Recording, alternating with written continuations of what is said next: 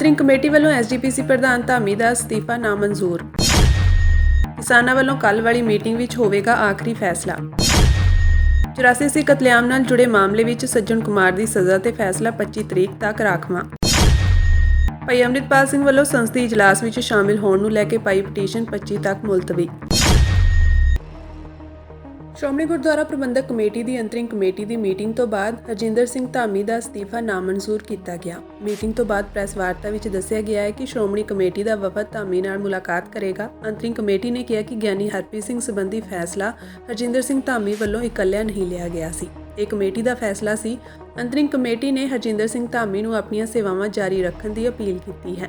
ਅੰਤਰਿਮ committee ਦੇ ਮੈਂਬਰਾਂ ਨੇ ਕਿਹਾ ਕਿ ਧਾਮੀ ਨੇ ਬੜੇ ਮੁਸ਼ਕਲ ਸਮੇਂ ਵਿੱਚ ਆਪਣੀਆਂ ਸੇਵਾਵਾਂ ਦਿੱਤੀਆਂ ਹਨ। ਉਹਨਾਂ ਨੇ ਕਿਹਾ ਕਿ ਜਥੇਦਾਰ ਨਿਯੁਕਤ ਅਤੇ ਹਟਾਉਣ ਦਾ ਅਧਿਕਾਰ ਅੰਤਰਿਮ ਕਮੇਟੀ ਕੋਲ ਹੈ। ਜਥੇਦਾਰ ਕਿਸੇ ਧੜੇ ਨਾਲ ਸੰਬੰਧਿਤ ਨਹੀਂ ਹੁੰਦਾ ਹੈ, ਉਹ ਨਿਰਪੱਖ ਹੁੰਦਾ ਹੈ। ਉਹਨਾਂ ਨੇ ਕਿਹਾ ਕਿ ਕਮੇਟੀ ਕੋਲ ਗੁਰਦੁਆਰਿਆਂ, ਸਿੱਖਿਆ ਸੰਸਥਾਵਾਂ ਅਤੇ ਧਾਰਮਿਕ ਸੰਸਥਾਵਾਂ ਦਾ ਪ੍ਰਬੰਧ ਕਰਨ ਦੀ ਜ਼ਿੰਮੇਵਾਰੀ ਹੁੰਦੀ ਹੈ। ਕਮੇਟੀ ਦੇ ਮੈਂਬਰਾਂ ਦਾ ਕਹਿਣਾ ਹੈ ਕਿ ਪ੍ਰਧਾਨ ਦੇ ਦਸਤਖਤ ਕਰਨ ਦਾ ਅਧਿਕਾਰ ਕਿਸੇ ਹੋਰ ਵਿਅਕਤੀ ਨੂੰ ਦਿੱਤੇ ਜਾਣਗੇ। ਉਹਨਾਂ ਨੇ ਕਿਹਾ ਕਿ ਕਮੇਟੀ ਦਾ ਵਫਦ ਧਾਮੀ ਨੂੰ ਮਿਲ ਕੇ ਬੇਨਤੀ ਕਰੇਗਾ ਕਿ ਉਹ ਪ੍ਰਧਾਨ ਦੀਆਂ ਸੇਵਾਵਾਂ ਜਾਰੀ ਰੱਖਣ। ਉਹਨਾਂ ਕਿਹਾ ਕਿ ਅੰਤਰਿਮ ਕਮੇਟੀ ਦੀ ਮੀਟਿੰਗ ਵਿੱਚ ਵਿਚਾਰ ਚਰਚਾ ਕਰਕੇ ਹੀ ਗਿਆਨੀ ਹਰਪ੍ਰੀਤ ਸਿੰਘ ਬਾਰੇ ਫੈਸਲਾ ਲਿਆ ਗਿਆ ਸੀ। ਉਹਨਾਂ ਨੇ ਕਿਹਾ ਕਿ 22,000 ਮੁਲਾਜ਼ਮਾਂ, ਜਥੇਦਾਰ ਅਤੇ ਤਖਤਾਂ ਦੇ ਜਥੇਦਾਰਾਂ ਨੂੰ ਨਿਯੁਕਤ ਅਤੇ ਹਟਾਉਣ ਦਾ ਅਧਿਕਾਰ ਹੈ। ਕਮੇਟੀ ਦੇ ਮੈਂਬਰਾਂ ਦਾ ਕਹਿਣਾ ਹੈ ਕਿ ਜੇਕਰ ਕੋਈ ਗਲਤੀ ਕਰਦਾ ਹੈ ਤਾਂ ਅੰਤਰਿਮ ਕਮੇਟੀ ਨੇ ਹੀ ਫੈਸਲਾ ਕਰਨਾ ਹੁੰਦਾ ਹੈ। ਉਹਨਾਂ ਨੇ ਕਿਹਾ ਕਿ ਅਸੀਂ ਜਥੇਦਾਰ ਨਾਲ ਮੁਲਾਕਾਤ ਕਰਾਂਗੇ, ਉਹਨਾਂ ਨੂੰ ਜਥੇਦਾਰ ਦੇ ਅਧਿਕਾਰ ਅਤੇ ਕਮੇਟੀ ਦੇ ਅਧਿਕਾਰਾਂ ਬਾਰੇ ਜਾਣੂ ਕਰਵਾਇਆ ਜਾਵੇਗਾ। ਉਹਨਾਂ ਨੇ ਇਹ ਵੀ ਕਿਹਾ ਕਿ ਜਥੇਦਾਰ ਸਰਵਉੱਚ ਹੁੰਦਾ ਹੈ। ਸ਼੍ਰੋਮਣੀ ਕਮੇਟੀ ਦੇ ਮੈਂਬਰ ਰਘੁਜੀਤ ਸਿੰਘ ਵਿਰਕ ਨੇ ਕਿਹਾ ਕਿ ਅਕਾਲੀ ਦਲ ਦੀ ਭਰਤੀ ਬਿਲਕੁਲ ਨਿਯਮਾਂ ਅਨੁਸਾਰ ਹੀ ਹੋ ਰਹੀ ਹੈ। ਮਤਾ ਹੈਗਾ ਕਿ ਅੱਜ ਦੀ ਅੰਤਰਿਮ ਕਮੇਟੀ ਦੀ ਮੀਟਿੰਗ ਵਿੱਚ ਮਾਨਯੋਗ ਪ੍ਰਧਾਨ ਐਡਵੋਕੇਟ ਹਰਜਿੰਦਰ ਸਿੰਘ ਧਾਮੀ ਵੱਲੋਂ ਪਿਛਲੀ ਦਿਨੀ ਦਿੱਤੇ ਅਸਤੀਫੇ ਉੱਪਰ ਦੀਰਘ ਵਿਚਾਰ ਉਪਰੰਤ ਪ੍ਰਵਾਨ ਹੋਇਆ ਕਿ ਮਾਨਯੋਗ ਪ੍ਰਧਾਨ ਐਡਵੋਕੇਟ ਹਰਜਿੰਦਰ ਸਿੰਘ ਧਾਮੀ ਨੇ ਕਠਿਨ ਹਾਲਾਤਾਂ ਵਿੱਚ ਸ਼੍ਰੋਮਣੀ ਗੁਰਦੁਆਰਾ ਪ੍ਰਬੰਧਕ ਕਮੇਟੀ ਦੀ ਸੁਚੱਜੀ ਅਗਵਾਈ ਕੀਤੀ ਹੈ।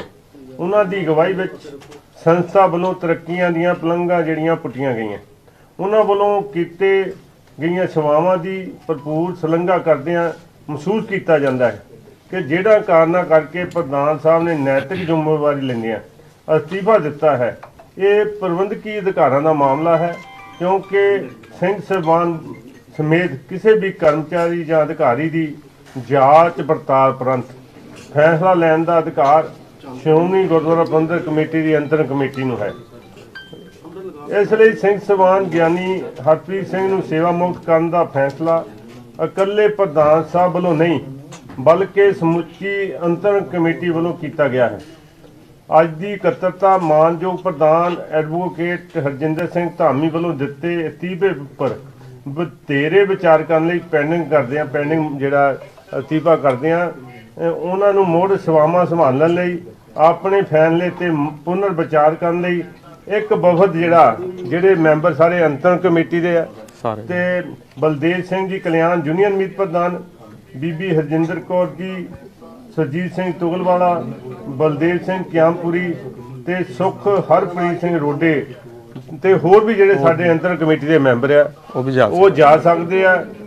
ਇਹ ਡੈਪੂਟੇਸ਼ਨ ਜਾ ਕੇ ਉਹਨਾਂ ਨੂੰ ਮਿਲੇਗਾ, ਕਮੇਟੀ ਮਿਲੇਗੀ। ਇੱਕ ਪੁਆਇੰਟ ਤੇ ਇਹ ਹੋ ਗਿਆ ਜੀ, 1925 ਦਾ ਜਿਹੜਾ ਐਕਟ ਹੈਗਾ, ਇਹਦੇ ਵਿੱਚ ਸਾਰੀ ਜਿਹੜੀ ਅੰਤਰਿਮ ਕਮੇਟੀ ਹੈ ਉਹਨੂੰ ਪੂਰਨ ਅਧਿਕਾਰ ਹੈ ਕਿ ਉਹ ਕੋਈ ਵੀ ਕਰਮਚਾਰੀ ਜਾਂ ਕੋਈ ਵੀ ਜਿਹੜੇ ਸਿੰਘ ਸਾਹਿਬਾਨ ਨੇ ਉਹਨਾਂ ਨੂੰ ਲਾ ਸਕਦੇ ਆ, ਹਟਾ ਸਕਦੇ ਆ। ਇਹਦੇ 'ਚ ਬੜਾ ਕਲੀਅਰ ਹੈਗਾ, ਐਕਟ 'ਚ ਜਿਹੜਾ ਹੈਗਾ ਇਹਦੇ 'ਚ ਲਿਖਿਆ ਹੋਇਆ। ਅਸੀਂ ਛੇਤੀ ਹੀ ਫਿਰ 2-3 ਦਿਨ ਦੇ ਵਿੱਚ ਮੀਟਿੰਗ ਕਰਾਂਗੇ ਜਿਹਦੇ ਵਿੱਚ ਫੈਸਲਾ ਕੀਤਾ ਜਾਏਗਾ, ਕਿਉਂਕਿ ਸ਼੍ਰੋਮਣੀ ਕਮੇਟੀ ਵੱਡਾ ਅਦਾਰਾ ਤੇ ਉਹਦੇ ਵਿੱਚ ਵੱਡੀਆਂ ਸੇਵਾਵਾਂ ਵੱਡੇ, ਕਿਉਂਕਿ ਕੋਈ ਵੀ ਮਸਲਾ ਆ ਸਕਦਾ ਜਿਹਦੇ ਪ੍ਰਧਾਨ ਦੇ ਸੈਨ ਤੋਂ ਬਗੈਰ ਉਹ ਮਸਲਾ ਹੱਲ ਨਹੀਂ ਹੋ ਸਕਦਾ। ਤੇ ਉਹਦੇ ਲਈ ਅਸੀਂ 1-2 ਦਿਨਾਂ ਦੇ ਵਿੱਚ ਹੀ ਦੂਜੇ ਅਧਿਕਾਰ ਦੇ ਦਾਂਗੇ ਸਿਗਨੇਚਰ ਕਰਨ ਦੇ ਵੀ ਆਹ ਸਿਗਨੇਚਰ ਜਿਹੜੇ ਆ ਪ੍ਰਧਾਨ ਦੇ ਜ਼ਰੀਏ ਹੋਣਗੇ। ਉਹਦੇ ਤਹਿਤ ਅਸੀਂ 2-3 ਦਿਨ ਦੇ ਵਿੱਚ ਹੀ ਮੀਟਿੰਗ ਹੋ ਜਾਏਗੀ। ਕਿਸਾਨੀ ਮੰਗਾਂ ਨੂੰ ਲੈ ਕੇ ਕਿਸਾਨਾਂ ਅਤੇ ਕੇਂਦਰ ਸਰਕਾਰ ਵਿਚਾਲੇ 22 ਫਰਵਰੀ ਨੂੰ ਮੀਟਿੰਗ ਹੋਣ ਜਾ ਰਹੀ ਹੈ, ਜਿਸ ਲਈ ਕਿਸਾਨਾਂ ਵੱਲੋਂ ਤਿਆਰੀਆਂ ਮੁਕੰਮਲ ਹਨ ਅਤੇ ਇਸ ਵਾਰ ਇੱਕ ਪਾਸੜ ਨਿਬੇੜਾ ਕੀਤੇ ਜਾਣ ਦੀ ਗੱਲ ਕਹੀ ਜਾ ਰਹੀ ਹੈ। ਕਿਸਾਨਾਂ ਦਾ ਕਹਿਣਾ ਹੈ ਕਿ ਕਿਸਾਨ ਆਗੂ ਜਗਜੀਤ ਸਿੰਘ ਡੱਲੇਵਾਲ ਦੀ ਸਿਹਤ ਵੀ ਲਗਾਤਾਰ ਵਿਗੜਦੀ ਜਾ ਰਹੀ ਹੈ ਅਤੇ ਕਿਸਾਨਾਂ ਦਾ ਸੰਘਰਸ਼ ਵੀ ਲਗਾਤਾਰ ਲੰਮਾ ਖਿੱਚਦਾ ਜਾ ਰਿਹਾ ਹੈ। ਕਿਸਾਨ ਆਗੂ ਸਰਵਣ ਸਿੰਘ ਪੰਧੇਰ ਨੇ ਕਿਸਾਨੀ ਅੰਦੋਲਨ ਦੇ ਸ਼ਹੀਦ ਨੌਜਵਾਨ ਕਿਸਾਨ ਸ਼ੁਭਕਰਨ ਸਿੰਘ ਦੀ ਬਰਸੀ ਤੇ ਪ੍ਰੈਸ ਕਾਨਫਰੰਸ ਦੌਰਾਨ ਜਾਣਕਾਰੀ ਦਿੰਦਿਆਂ ਦੱਸਿਆ ਕਿ ਅੱਜ ਸ਼ੁਭਕਰਨ ਸਿੰਘ ਦੀ ਬਰਸੀ ਮਨਾਈ ਗਈ ਹੈ ਅਤੇ ਇਕੱਠ ਵਿੱਚ ਵੱਡੀ ਗਿਣਤੀ ਵਿੱਚ ਕਿਸਾਨ ਮਜ਼ਦੂਰ ਨੌਜਵਾਨ ਮਾਤਾਵਾਂ ਭੈਣਾਂ ਪਹੁੰਚੀਆਂ। ਅਸੀਂ ਸਭ ਦਾ ਧੰਨਵਾਦ ਕਰਦੇ ਹਾਂ। ਉਹਨਾਂ ਕਿਹਾ ਕਿ ਪਹਿਲਾਂ ਸਾਡਾ 25 ਕਿਸਾਨਾਂ ਦਾ ਜਥਾ ਦਿੱਲੀ ਵੱਲ ਕੂਚ ਕਰੇਗਾ, ਜਿਸ ਬਾਰੇ ਸਪਸ਼ਟ ਹੈ। ਬਾਕੀ ਕੱਲ੍ਹ ਕੇਂਦਰ ਸਰਕਾਰ ਨਾਲ ਮੀਟਿੰਗ ਦੇ ਵਿੱਚ ਜੇਕਰ ਮੰਗਾਂ ਸੰਬੰਧੀ ਕੋਈ ਨਿਬੇੜੇ ਵੱਲ ਗੱਲ ਹੋਵੇਗੀ ਤਾਂ ਉਹਨਾਂ ਹਾਲਾਤਾਂ ਵਿੱਚ ਸਾਡੇ ਦੋਵੇਂ ਫੋਰਮ ਇਹਦੇ ਤੇ ਵਿਚਾਰ ਕਰ ਲੈਣਗੇ। ਸਰਵਣ ਸਿੰਘ ਪੰਧੇਰ ਨੇ ਕਿਹਾ ਕਿ ਪਹਿਲਾਂ ਵੀ ਮੀਟਿੰਗ ਵਿੱਚ ਦੋਵਾਂ ਫੋਰਮਾਂ ਵੱਲੋਂ 14 ਕਿਸਾਨ ਗਏ ਸਨ ਅਤੇ ਹੁਣ ਵੀ ਇਸ ਤਰ੍ਹਾਂ ਹੀ ਮੀਟਿੰਗ ਵਿੱਚ ਹਿੱਸਾ ਲਿਆ ਜਾਵੇਗਾ। ਕਿਸਾਨ ਆਗੂ ਨੇ ਕਿਹਾ ਕਿ ਕੱਲ੍ਹ ਕੇਂਦਰੀ ਖੇਤੀਬਾੜੀ ਮੰਤਰੀ ਕਿਸਾਨਾਂ ਨਾਲ ਚੰਡੀਗੜ੍ਹ ਵਿੱਚ ਮੀਟਿੰਗ ਕਰਨ ਲਈ ਆ ਰਹੇ ਹਨ, ਜੋ ਕਿ 3 ਵਾਰ ਦੇ ਮੁੱਖ ਮੰਤਰੀ ਵੀ ਰਹੇ ਹਨ ਤੇ ਉਹਨਾਂ ਕੋਲ ਵੱਡਾ ਤਜਰਬਾ ਵੀ ਹੈ। ਪੰਧੇਰ ਨੇ ਕਿਹਾ ਕਿ ਕੱਲ੍ਹ ਕਿਸਾਨ ਨਿਬੇੜੇ ਵਾਲੇ ਪਾਸੇ ਫੈਸਲਾ ਕਰਕੇ ਆਉਣਗੇ। ਸਰਵਣ ਸਿੰਘ ਪੰਧੇਰ ਨੇ ਕਿਹਾ ਕਿ ਅਸੀਂ ਕੱਲ੍ਹ ਵਾਲੀ ਮੀਟਿੰਗ ਵਿੱਚ ਪੋਜ਼ਿਟਿਵ ਢੰਗ ਨਾਲ ਜਾਵਾਂਗੇ। ਉਹਨਾਂ ਇਸ ਮੌਕੇ ਉਹਨਾਂ ਲੋਕਾਂ ਨੂੰ ਵੀ ਜਵਾਬ ਦਿੱਤਾ ਜਿਹੜੇ ਕਿਸਾਨਾਂ ਨੂੰ ਵੇਲਾ ਕਹਿੰਦੇ ਹਨ। ਉਹਨਾਂ ਕਿਹਾ ਕਿ ਇਹ ਕਹਿਣ ਵਾਲੇ ਲੋਕ 4 ਦਿਨ ਉਹਨਾਂ ਕੋਲ ਆ ਜਾਣ, ਪਤਾ ਲੱਗ ਜਾਵੇਗਾ ਕਿ ਕਿਸਾਨ ਕਿੰਨੇ ਵੇਲੇ ਹਨ। ਔਰ ਅੱਜ ਕਿਸਾਨ ਲਹਿਰ ਦੇ ਸ਼ਹੀਦਾਂ ਨੂੰ ਸਜਦਾ ਕੀਤਾ, ਚਾਹੇ ਦਿੱਲੀ ਅੰਦੋਲਨ ਪਹਿਲੇ ਦੇ ਸ਼ਹੀਦ ਸੀਗੇ 730, ਦਿੱਲੀ ਅੰਦੋਲਨ 2 ਦੇ ਲਗਭਗ 45 ਸ਼ਹੀਦ ਹੋ ਗਏ ਆ, ਸ਼ਹੀਦ ਸ਼ੁਭਕਰਨ ਸਿੰਘ ਤੋਂ ਸਾਰੇ ਸ਼ਹੀਦਾਂ ਨੂੰ ਅੱਜ ਸਜਦਾ ਕੀਤਾ ਵਾ ਔਰ ਅਹਿਦ ਕੀਤਾ ਵਾ ਵੀ ਜਿਨ੍ਹਾਂ ਕਾਰਜਾਂ ਕਰਕੇ ਸ਼ਹੀਦੀਆਂ ਹੋਈਆਂ ਸੀ ਉਹ ਕਾਰਜ ਅਜੇ ਅਧੂਰੇ ਆ ਤੇ ਉਹਨਾਂ ਨੂੰ ਪੂਰਾ ਕਰਨ ਤੱਕ ਜਿਹੜਾ ਵਾ ਅੰਦੋਲਨ ਅਸੀਂ ਜਾਰੀ ਰੱਖਾਂਗੇ। ਇਹਦੇ ਨਾਲ ਦੀ ਨਾਲ ਜਿਹੜਾ ਸਾਡਾ 25 ਦਾ ਜਥਾ ਵਾ ਉਹ ਜਾਊਗਾ, ਉਹ 'ਚ ਕੋਈ ਕਨਫਿਊਜ਼ਨ ਨਹੀਂ ਹੈਗੀ। ਹਾਂ, ਇੱਕ ਗੱਲ ਜ਼ਰੂਰ ਆ, ਜੇ ਸਰਕਾਰ ਕੱਲ ਵਾਲੀ ਮੀਟਿੰਗ ਦੇ ਵਿੱਚ ਕੋਈ ਨਿਬੇੜੇ ਵਾਲੇ ਪਾਸੇ ਜਾਂਦੀ ਆ ਜਾਂ ਗੱਲਬਾਤ ਅੱਗੇ ਤੁਰਦੀ ਹੈਗੀ ਆ, ਉਹਨਾਂ ਹਾਲਤਾਂ ਵਿੱਚ ਸਾਡੇ ਦੋਵੇਂ ਫੋਰਮ ਇਹਦੇ ਤੇ ਵਿਚਾਰ ਕਰ ਲੈਣਗੇ।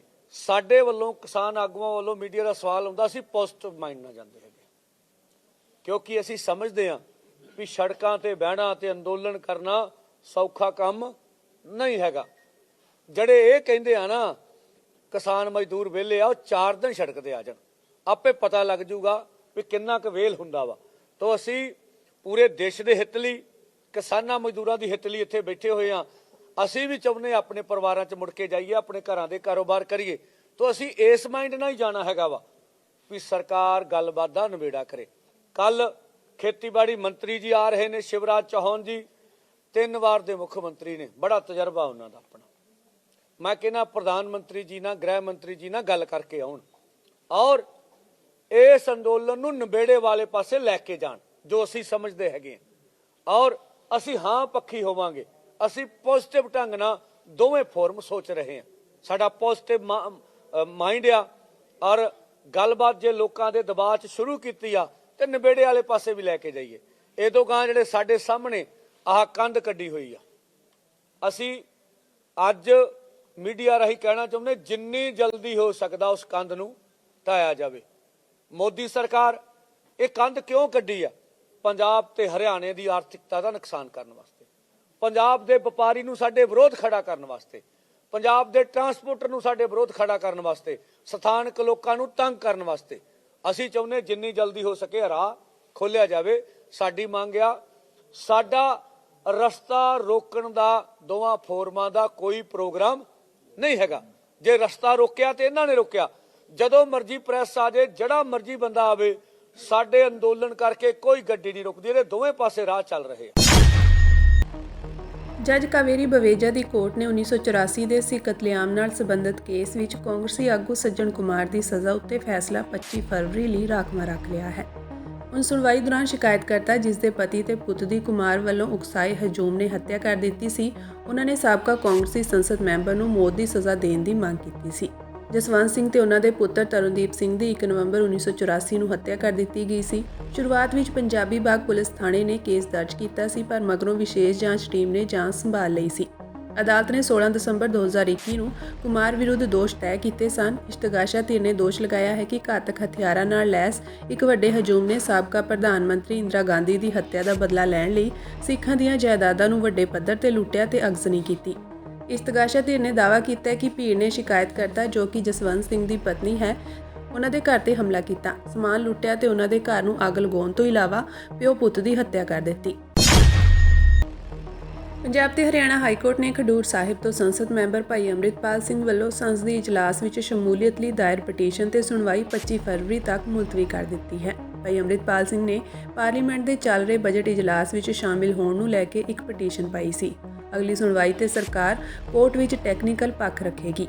ਦੱਸਣਯੋਗ ਹੈ ਕਿ ਭਾਈ ਅੰਮ੍ਰਿਤਪਾਲ ਸਿੰਘ ਨੇ ਪਟੀਸ਼ਨ ਵਿੱਚ ਕੇਂਦਰ ਸਰਕਾਰ, ਪੰਜਾਬ ਸਰਕਾਰ ਤੇ ਹੋਰਨਾਂ ਨੂੰ ਲੋੜੀਂਦੀਆਂ ਹਦਾਇਤਾਂ ਜਾਰੀ ਕਰਨ ਦੀ ਮੰਗ ਕੀਤੀ ਸੀ। ਅੰਮ੍ਰਿਤਪਾਲ ਸਿੰਘ ਨੇ ਕਿਹਾ ਸੀ ਕਿ ਲੋਕ ਸਭਾ ਦੇ ਸਕੱਤਰ ਜਨਰਲ ਵੱਲੋਂ ਜਾਰੀ ਸਮਨਾਂ ਦੀ ਤਾਮੀਲ ਲਈ ਉਹਨਾਂ ਦੀ ਸੰਸਦ ਵਿੱਚ ਹਾਜ਼ਰੀ ਜ਼ਰੂਰੀ ਹੈ। ਉਹਨਾਂ ਦੀ ਸੰਸਦ ਵਿੱਚੋਂ ਗੈਰ ਹਾਜ਼ਰੀ ਉਹਨਾਂ ਦੇ ਸੰਵਿਧਾਨਕ ਹੱਕਾਂ ਦੀ ਉਲੰਘਣਾ ਹੈ। ਖਡੂਰ ਸਾਹਿਬ ਤੋਂ ਸੰਸਦ ਮੈਂਬਰ ਤੇ ਵਾਰਿਸ ਪੰਜਾਬ ਦੇ ਜਥੇਬੰਦੀ ਦੇ ਮੁਖੀ ਭਾਈ ਅੰਮ੍ਰਿਤਪਾਲ ਸਿੰਘ ਇਸ ਵੇਲੇ ਕੌਮੀ ਸੁਰੱਖਿਆ ਐਕਟ ਤਹਿਤ ਅਸਾਮ ਦੀ ਡਿਬਰੂਗੜ੍ਹ ਜੇਲ੍ਹ ਵਿੱਚ ਬੰਦ ਹਨ। ਪਟੀਸ਼ਨਰ ਨੇ ਦਾਅਵਾ ਕੀਤਾ ਸੀ ਕਿ ਉਹਨਾਂ ਨੂੰ ਗਿਣ-ਮਿਥ ਕੇ ਸੰਸਦੀ ਇਜਲਾਸ ਵਿੱਚ ਸ਼ਾਮਿਲ ਹੋਣ ਤੋਂ ਰੋਕਿਆ ਜਾ ਰਿਹਾ ਹੈ ਤਾਂ ਕਿ ਖਡੂਰ ਸਾਹਿਬ ਸੰਸਦੀ ਸੀਟ ਨੂੰ ਖਾਲੀ ਐਲਾਨਿਆ ਜਾ ਸਕੇ। ਅੰਮ੍ਰਿਤਪਾਲ ਸਿੰਘ ਨੇ ਦਾਅਵਾ ਕੀਤਾ ਹੈ ਕਿ ਜੇਕਰ ਉਹ 60 ਦਿਨਾਂ ਤੋਂ ਵੱਧ ਸੰਸਦ ਵਿੱਚੋਂ ਗੈਰ ਮੌਜੂਦ ਰਹਿੰਦੇ ਹਨ ਤਾਂ ਨਤੀਜੇ ਵਜੋਂ ਸੀਟ ਨੂੰ ਖਾਲੀ ਐਲਾਨਿਆ ਜਾ ਸਕਦਾ ਹੈ। ਜੇਕਰ ਅਜਿਹਾ ਹੁੰਦਾ ਹੈ ਤਾਂ ਉਸ ਦਾ ਅਸਰ ਨਾ ਸਿਰਫ ਉਹਨਾਂ ਤੇ ਬਲਕਿ ਉਹਨਾਂ ਦੇ ਹਲਕੇ ਦੇ 19 ਲੱਖ ਲੋਕਾਂ ਤੇ ਵੀ ਪਵੇਗਾ। वकील साहब को बेंच ने कहा है कि आप पता कीजिए कि जो कमेटी ये फैसला लेती है कि 60 दिन के बाद अगर कोई आप पार्लियामेंट अटेंड ना करे तो आपकी सीट वेकेंट डिक्लेयर की जा सकती है, तो वो कमेटी कॉन्स्टिट्यूट हुई है या नहीं हुई है। अगर कमेटी है तो उन्होंने क्या फैसला लिया है, अगर फैसला नहीं लिया तो कब लेंगे, ये जानने के लिए मिस्टर सत्यपाल जैन जी ने टाइम दिया है कि हम 2-4 दिन में बता देंगे। तो प्लस हमने बाकी प्लेयर्स भी मांगी है ना कि वो जेल अथॉरिटीज हमें कम्युनिकेट करने नहीं देती फ्रीली विद लोकसभा सेक्रेटेरिएट, तो प्लस उसके लिए जो हमारा एमपी लोकल एरिया फंड्स हैं उसको स्पेंड करने के लिए जो अथॉरिटी है या रिकमेंडेशन है विदाउट कम्युनिकेशन में कैसे दे पाऊंगा, तो ये सारी जो रिलीफ्स है वो भी हमने मांगी है। ਜੀ ਅੰਮ੍ਰਿਤਪਾਲ ਸਿੰਘ ਜੀ ਦੀ ਅੱਜ ਜਿਹੜੀ ਯਾਚਕਾ ਦਾਇਰ ਕੀਤੀ ਸੀ ਉਹ ਅੱਜ ਉਹਦੀ ਸੁਣਵਾਈ ਹਾਈ ਕੋਰਟ 'ਚ ਅੱਜ ਹੋਈ।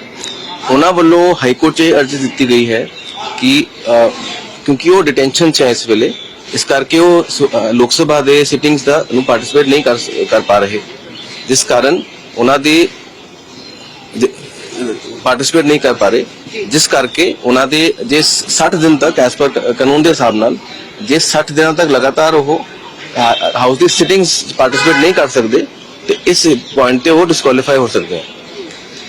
ਹਾਈ ਕੋਰਟ ਉਹਨਾਂ ਨੇ ਕੋਰਟ ਦੱਸਿਆ ਕਿ ਉਹਨਾਂ ਦੀ ਇੱਕ ਐਪਲੀਕੇਸ਼ਨ ਉਹਨਾਂ ਨੇ ਮੂਵ ਕੀਤੀ ਹੋਈ ਹੈ ਲੋਕ ਸਭਾ 'ਚ, ਜਿਹੜੀ ਐਪਲੀਕੇਸ਼ਨ ਇਹਨਾਂ ਦੀ ਲੋਕ ਸਭਾ ਦੀ ਕਮੇਟੀ ਹੈ, ਜਿਸ ਕਮੇਟੀ ਕੋਲ ਐਪਲੀਕੇਸ਼ਨ ਜਾਂਦੀ ਹੈ, ਕੋਈ ਵੀ ਮੈਂਬਰ ਆਫ ਪਾਰਲੀਮੈਂਟ ਕਿਸੇ ਵੀ ਕਾਰਨ ਜੇ ਸਿਟਿੰਗ ਅਟੈਂਡ ਨਹੀਂ ਕਰ ਸਕਦਾ ਤੇ ਉਸ ਚੋਂ ਲੀਵ ਔਰ ਐਬਸੈਂਸ ਉਹਨੂੰ ਕਹਿੰਦੇ ਆ, ਉਹ ਸੀਕ ਕਰ ਸਕਦਾ ਹੈ ਤੇ ਉਹਦੇ ਲਈ ਉਹ ਐਪਲੀਕੇਸ਼ਨ ਦਿੰਦਾ ਹੈ। ਐਪਲੀਕੇਸ਼ਨ ਉਹ ਕਮੇਟੀ ਉਸ ਤੇ ਗੌਰ ਕਰਕੇ ਅੱਗੇ ਫਿਰ ਉਹਦਾ ਫੈਸਲਾ ਹੁੰਦਾ ਹੈ। ਤੇ ਉਹਨਾਂ ਨੇ ਬਤਾਇਆ ਕਿ ਉਹਨਾਂ ਨੇ ਆਪਣੀ ਐਪਲੀਕੇਸ਼ਨ ਲੋਕ ਸਭਾ ਸੈਕਟਰੀ ਨੂੰ ਦਿੱਤੀ ਹੋਈ ਹੈ ਤੇ ਹਾਈ ਕੋਰਟ ਨੇ ਸਾਨੂੰ ਪੁੱਛਿਆ ਕਿ ਤੁਸੀਂ ਇਹ ਪਤਾ ਕਰਕੇ ਦੱਸੋ ਹਾਈ ਕੋਰਟ ਨੂੰ ਕਿ ਉਹ ਜੋ ਕਮੇਟੀ ਜੋ ਇਸ ਸਾਰੇ ਮਾਮਲੇ ਨੂੰ ਦੇਖਦੀ ਹੈ ਉਹ ਕਨਸਟੀਟਿਊਟ ਹੋ ਗਈ ਹੈ ਕਿ ਨਹੀਂ ਹੋਈ ਹੈ, ਤੇ ਅਸੀਂ ਇਹ ਚੀਜ਼ ਪਤਾ ਕਰਕੇ ਅਸੀਂ ਮੰਗਲਵਾਰ ਨੂੰ ਕੋਰਟ ਨੂੰ ਦੱਸਾਂਗੇ। ਕਾਂਗਰਸੀ ਆਗੂ ਪ੍ਰਤਾਪ ਸਿੰਘ ਬਾਜਵਾ ਨੇ ਹਾਈ ਕੋਰਟ ਨੂੰ ਪੰਜਾਬ ਵਿੱਚ ਗੈਰ ਕਾਨੂੰਨੀ ਮਾਈਨਿੰਗ ਦੇ ਮਾਮਲੇ ਵਿੱਚ ਆਪ ਆਗੂਆਂ ਦੀ ਜਾਂਚ ਕਰਨ ਦੀ ਅਪੀਲ ਕੀਤੀ ਹੈ। ਉਹਨਾਂ ਕਿਹਾ ਕਿ ਮਾਣਯੋਗ ਪੰਜਾਬ ਅਤੇ ਹਰਿਆਣਾ ਹਾਈ ਕੋਰਟ ਨੇ ਸੂਬੇ ਵਿੱਚ ਵੱਡੇ ਪੱਧਰ ਤੇ ਹੋ ਰਹੀ ਗੈਰ ਕਾਨੂੰਨੀ ਮਾਈਨਿੰਗ ਦਾ ਗੰਭੀਰ ਨੋਟਿਸ ਲਿਆ ਹੈ। ਮੈਂ ਹਾਈ ਕੋਰਟ ਨੂੰ ਅਪੀਲ ਕਰਦਾ ਹਾਂ ਕਿ ਉਹ ਹਾਈ ਕੋਰਟ ਦੇ ਸੇਵਾ ਮੁਕਤ ਜਾਂ ਮੌਜੂਦਾ ਜੱਜ ਦੀ ਅਗਵਾਈ ਵਾਲੀ ਕਮੇਟੀ ਦੇ ਅਧੀਨ ਜਾਂਚ ਦੇ ਆਦੇਸ਼ ਦੇਵੇ ਤਾਂ ਜੋ ਇਹ ਪਤਾ ਲਗਾਇਆ ਜਾ ਸਕੇ ਕਿ ਪੰਜਾਬ ਦੀ ਆਪ ਸਰਕਾਰ ਦੇ ਮੰਤਰੀ, ਵਿਧਾਇਕ ਅਤੇ ਹੋਰ ਆਗੂ ਵੀ ਪੰਜਾਬ ਵਿੱਚ ਗੈਰ ਕਾਨੂੰਨੀ ਮਾਈਨਿੰਗ ਵਿੱਚ ਸ਼ਾਮਿਲ ਹਨ। ਮਾਮਲੇ ਦੀ ਗੰਭੀਰਤਾ ਨੂੰ ਦੇਖਦੇ ਹੋਏ ਗੈਰ ਕਾਨੂੰਨੀ ਮਾਈਨਿੰਗ ਵਿੱਚ ਆਮ ਆਦਮੀ ਪਾਰਟੀ ਲੀਡਰਸ਼ਿਪ ਦੀ ਸ਼ਮੂਲੀਅਤ ਦੀ ਸੰਭਾਵਨਾ ਤੋਂ ਇਨਕਾਰ ਨਹੀਂ ਕੀਤਾ ਜਾ ਸਕਦਾ। ਬਾਜਵਾ ਨੇ ਅੱਗੇ ਕਿਹਾ ਕਿ ਆਮ ਆਦਮੀ ਪਾਰਟੀ ਦੇ ਸੱਤਾ ਵਿੱਚ ਆਉਣ ਤੋਂ ਬਾਅਦ ਗੈਰ ਕਾਨੂੰਨੀ ਮਾਈਨਿੰਗ ਦੇ ਮਾਮਲੇ ਕਈ ਗੁਣਾ ਵੱਧ ਗਏ ਹਨ। ਸਿਰਫ ਸੁਤੰਤਰ ਅਤੇ ਨਿਰਪੱਖ ਜਾਂਚ ਹੀ ਸੱਚਾਈ ਨੂੰ ਉਜਾਗਰ ਕਰ ਸਕਦੀ ਹੈ। ਸ਼੍ਰੋਮਣੀ ਅਕਾਲੀ ਦਲ ਦੀ ਭਰਤੀ ਮੁਹਿੰਮ ਮੁਕੰਮਲ ਹੋ ਗਈ ਹੈ। ਭਰਤੀ ਮੁਹਿੰਮ ਦੇ ਮੁਕੰਮਲ ਹੋਣ ਉਪਰੰਤ ਪਾਰਟੀ ਦੇ ਸੀਨੀਅਰ ਆਗੂ ਡਾਕਟਰ ਦਲਜੀਤ ਸਿੰਘ ਚੀਮਾ ਨੇ ਵੱਡਾ ਦਾਅਵਾ ਕਰਦਿਆਂ 33 ਲੱਖ ਮੈਂਬਰ ਜੋੜਨ ਦੀ ਗੱਲ ਕਹੀ ਹੈ। ਉਹਨਾਂ ਕਿਹਾ ਕਿ 20 ਫਰਵਰੀ ਸ਼ਾਮ 5 ਵਜੇ ਤੱਕ ਹੀ ਭਰਤੀ ਦਾ ਆਖਰੀ ਸਮਾਂ ਸੀ, ਉਪਰੰਤ ਹੁਣ ਕੋਈ ਵੀ ਕਾਪੀ ਭਰਤੀ ਲਈ ਜਾਰੀ ਨਹੀਂ ਕੀਤੀ ਜਾਵੇਗੀ। ਪਾਰਟੀ ਦੇ ਕਾਰਜਕਾਰੀ ਪ੍ਰਧਾਨ ਬਲਵਿੰਦਰ ਸਿੰਘ ਭੁੰਦੜ ਦੀ ਪ੍ਰਧਾਨਗੀ ਹੇਠ ਹੋਈ ਸੰਸਦੀ ਬੋਰਡ ਦੀ ਮੀਟਿੰਗ ਵਿੱਚ ਭਰਤੀ ਮੁਹਿੰਮ ਨੂੰ ਸ਼ਾਨਦਾਰ ਢੰਗ ਨਾਲ ਸਫਲ ਬਣਾਉਣ ਲਈ ਪਾਰਟੀ ਆਗੂਆਂ ਅਤੇ ਵਰਕਰਾਂ ਦੇ ਬੇਮਿਸਾਲ ਉਤਸ਼ਾਹ ਨੂੰ ਵੀ ਰਿਕਾਰਡ ਕੀਤਾ ਗਿਆ। ਇਸ ਵਿੱਚ ਕਿਹਾ ਗਿਆ ਕਿ ਅਸਲ ਯੋਜਨਾ 25 ਲੱਖ ਫਾਰਮ ਵੰਡਣ ਦੀ ਸੀ, ਪਰ ਪਾਰਟੀ ਵਰਕਰਾਂ ਵੱਲੋਂ ਲਗਾਤਾਰ ਮੰਗ ਕਾਰਨ ਪਾਰਟੀ ਨੂੰ 8 ਲੱਖ ਹੋਰ ਫਾਰਮ ਛਾਪਣੇ ਪਏ। ਇਸ ਵਿੱਚ ਦਰਜ ਕੀਤਾ ਗਿਆ ਕਿ ਮੈਂਬਰਸ਼ਿਪ ਕਾਪੀਆਂ ਵੰਡਣ ਦੀ ਪੂਰੀ ਪ੍ਰਕਿਰਿਆ ਪਾਰਦਰਸ਼ੀ ਢੰਗ ਨਾਲ ਕੀਤੀ ਗਈ ਸੀ ਅਤੇ ਪਾਰਟੀ ਆਗੂਆਂ ਅਤੇ ਵਰਕਰਾਂ ਦੀ ਮੰਗ ਅਨੁਸਾਰ ਕਾਪੀਆਂ ਸੂਬੇ ਭਰ ਦੇ ਨਾਲ-ਨਾਲ ਹੋਰ ਰਾਜਾਂ ਵਿੱਚ ਵੀ ਵੰਡੀਆਂ ਗਈਆਂ ਸਨ। ਵੇਰਵੇ ਦਿੰਦੇ ਹੋਏ ਸੀਨੀਅਰ ਆਗੂ ਡਾਕਟਰ ਦਲਜੀਤ ਸਿੰਘ ਚੀਮਾ ਨੇ ਕਿਹਾ ਕਿ ਪਾਰਟੀ ਨੇ ਸਾਰੇ ਸੂਬਾ ਅਤੇ ਜ਼ਿਲ੍ਹਾ ਪੱਧਰੀ ਆਬਜ਼ਰਵਰਾਂ ਨੂੰ 25 ਫਰਵਰੀ ਤੱਕ ਇੱਥੇ ਪਾਰਟੀ ਦੇ ਮੁੱਖ ਦਫ਼ਤਰ ਵਿੱਚ ਮੈਂਬਰਸ਼ਿਪ ਕਾਪੀਆਂ ਜਮ੍ਹਾਂ ਕਰਵਾਉਣ ਲਈ ਕਿਹਾ ਹੈ। ਨਾਲ ਹੀ ਸਰਕਲ ਡੈਲੀਗੇਟਾਂ ਦੇ ਨਾਵਾਂ ਦੇ ਨਾਲ ਜਿਨ੍ਹਾਂ ਨੇ ਮੈਂਬਰਸ਼ਿਪ ਮੁਹਿੰਮ ਵਿੱਚ ਸਹਾਇਤਾ ਕੀਤੀ ਸੀ। ਉਹਨਾਂ ਕਿਹਾ ਕਿ ਇੱਕ ਵਾਰ ਹੋ ਜਾਣ ਤੋਂ ਬਾਅਦ ਜ਼ਿਲ੍ਹਾ ਡੈਲੀਗੇਟਾਂ ਅਤੇ ਪਾਰਟੀ ਦੇ ਪ੍ਰਧਾਨ ਦੀ ਚੋਣ ਦੀ ਪ੍ਰਕਿਰਿਆ ਸ਼ੁਰੂ ਕੀਤੀ ਜਾਵੇਗੀ। ਸ਼੍ਰੋਮਣੀ ਅਕਾਲੀ ਦਲ ਦੇ ਪਾਰਲੀਮੈਂਟਰੀ ਬੋਰਡ ਦੀ ਅੱਜ ਚੰਡੀਗੜ੍ਹ ਦੇ ਵਿੱਚ ਮੀਟਿੰਗ ਸਾਡੇ ਵਰਕਿੰਗ ਪ੍ਰੈਜ਼ੀਡੈਂਟ ਸਰਦਾਰ ਬਲਵਿੰਦਰ ਸਿੰਘ ਭੁੰਦਰ ਸਾਹਿਬ ਦੀ ਅਗਵਾਈ ਵਿੱਚ ਹੋਈ ਹੈ, ਜਿਹਦੇ ਵਿੱਚ ਸਾਰੀ ਜਿਹੜੀ ਭਰਤੀ ਦੀ ਪ੍ਰਕਿਰਿਆ ਉਹਦੀ ਸਮੀਖਿਆ ਜਿਹੜੀ ਹੈ ਉਹ ਪਾਰਲੀਮੈਂਟਰੀ ਬੋਰਡ ਨੇ ਕੀਤੀ। ਇੱਕ ਤਾਂ ਮੈਂ ਸਾਰੀ ਪਾਰਟੀ ਦੀ ਸਾਰੀ ਲੀਡਰਸ਼ਿਪ ਦਾ, ਸਾਰੇ ਵਰਕਰ ਸਾਹਿਬਾਨ ਦਾ, ਸਭ ਦਾ ਧੰਨਵਾਦ ਕਰਦਾ ਕਿ ਬਹੁਤ ਵੱਡਾ ਉਤਸ਼ਾਹ ਸਾਰਿਆਂ ਨੇ ਪਾਰਟੀ ਦੀ ਭਰਤੀ ਮੁਹਿੰਮ ਨੂੰ ਦਿੱਤਾ। ਔਰ ਅੱਜ ਜੋ ਵਰਕਿੰਗ ਕਮੇਟੀ ਦਾ ਫੈਸਲਾ ਸੀ 20 ਤਰੀਕ ਹੁਣ ਸ਼ਾਮੀ 5 ਵਜਣ ਵਾਲੇ ਆ, ਸਾਰਾ ਜਿਹੜਾ ਭਰਤੀ ਜਾਰੀ ਕਰਨ ਦਾ ਕੰਮ ਸੀ ਉਹ ਮੁਕੰਮਲ ਹੋ ਚੁੱਕਿਆ। ਹੁਣ ਨਵੀਆਂ ਕਾਪੀਆਂ ਦੇਣ ਦਾ ਕੰਮ ਜਿਹੜਾ ਉਹ ਬੰਦ ਹੋ ਗਿਆ। ਔਰ ਮੈਨੂੰ ਖੁਸ਼ੀ ਹੈ ਇਹ ਦੱਸਦਿਆਂ ਕਿ 33 ਲੱਖ ਮੈਂਬਰ ਭਰਤੀ ਕਰਨ ਵਾਸਤੇ ਜਿਹੜੇ ਹੈਗਾ 33,000 ਦੇ ਜਿਹੜੀਆਂ ਕਰੀਬ ਕਾਪੀਆਂ ਨੇ ਉਹ ਇਸ ਵੇਲੇ ਦਫ਼ਤਰ ਤੋਂ ਜਾਰੀ ਹੋ ਚੁੱਕੀਆਂ।